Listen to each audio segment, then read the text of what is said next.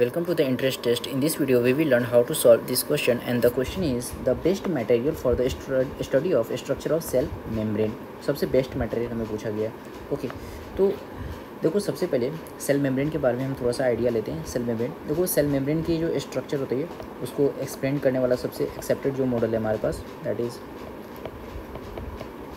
Fluid mosaic model. And fluid mosaic model जो था किसने दिया था? सिंगर एंड निकोलसन ने 1972 में दिया था, और ये सबसे एक्सेप्टेड मॉडल होता है।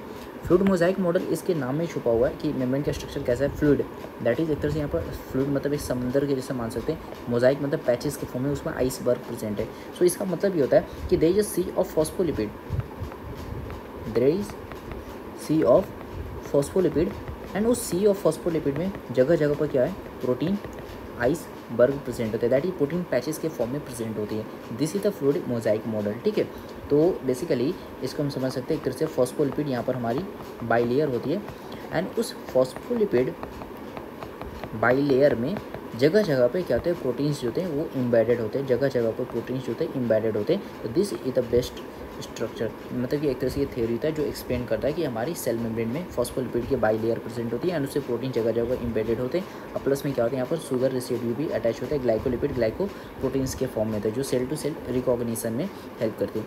तो अब सेकेंड बात, इसमें दूसरा पॉइंट ये होता है कि इसके कंपोनेंट्स अगर देखें मेम्ब्रेन के अंदर, तो लिपिड होते हैं, प्रोटीन होते हैं, एंड कार्बोहाइड्रेट होते हैं। ठीक है, लिपिड में भी आता है फॉस्फोलिपिड आता है, कोलेस्ट्रॉल होता है। तो जगह जगह पे क्या आता है? कोलेस्ट्रॉल भी प्रेजेंट होता है, क्योंकि फॉस्फोलिपिड फ्लूइडिटी प्रोवाइड करता है। मेम्ब्रेन का स्ट्रक्चर स्टेबल नहीं होगा तो रिजिडिटी प्रोवाइड करने के लिए हमारे पास क्या होती है? कोलेस्ट्रॉल होता है जो रिजिडिटी प्रोवाइड करता है। एंड ये फॉस्फोलिपिड जो है, फॉस्फोलिपिड ये फ्लूइडिटी प्रोवाइड करता है। ठीक है, ये मालूम होनी चाहिए। सो लिपिड, प्रोटीन एंड कार्बोहाइड्रेट होते हैं। अब हमें केमिकल कंपोजिशन, स्ट्रक्चर, इन सब को हमें स्टडी करना होता है। तो उसके लिए सबसे बेस्ट क्या होता है? जो सबसे बेस्ट होता है, हम आरबीसी ऑफ ह्यूमन को मानते हैं। जितनी भी हम सेल मेम्ब्रेन की स्टडी करते हैं ना, वो आरबीसी ऑफ ह्यूमन पे करते हैं। इसका कुछ रीज़न होता है।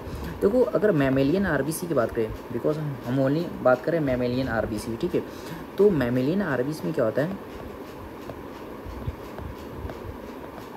मैमेलियन आरबीसी जब वो मैच्योर हो जाता है ना, जब वो मैच्योर हो जाता है, इसमें कोई सेल ऑर्गेनल्स नहीं थे, नो सेल ऑर्गेनल्स,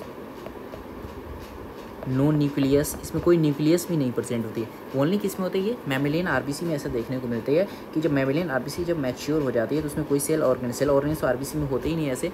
और जब वो मैच्योर हो जाती है ना, तो उसमें कोई न्यूक्लियस भी नहीं रहता है। ठीक है, कोई उसमें न्यूक्लियस भी नहीं रहता है। सो एक तरह से हम कह सकते हैं कि मैमेलियन अगर हम आरबीसी में अगर देखें तो कोई सेल ऑर्गेनल्स नहीं है, मतलब कि यहाँ पर कोई ऑर्गेनेलिज की मेम्ब्रेन नहीं होगी, नो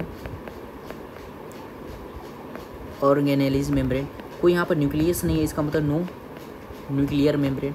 इसका मतलब ये हुआ कि आरबीसी में देखिए, मैमेलियन अगर आरबीसी की बात करें, जब वो मैच्योर फॉर्म हो जाता है तो there is only what? Cell membrane.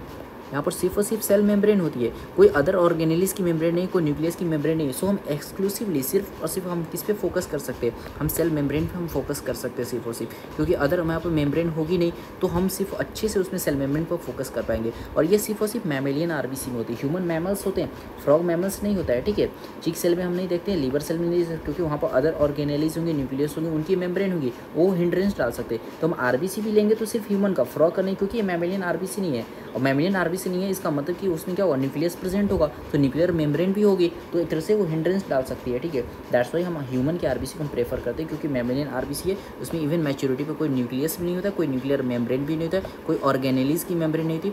तो हम एक्सक्लूसिवली हम सेल मेम्ब्रेन को फोकस कर सकते हैं, अच्छे से स्टडी कर सकते हैं।